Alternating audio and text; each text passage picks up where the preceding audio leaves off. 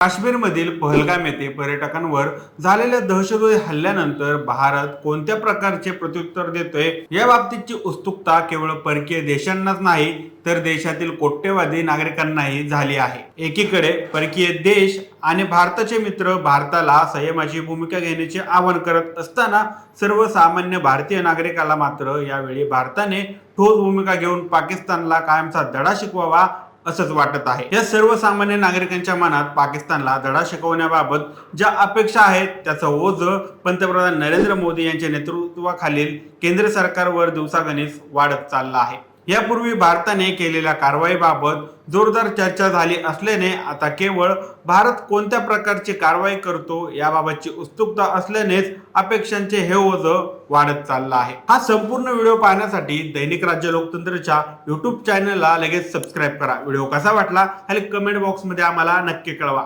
धन्यवाद।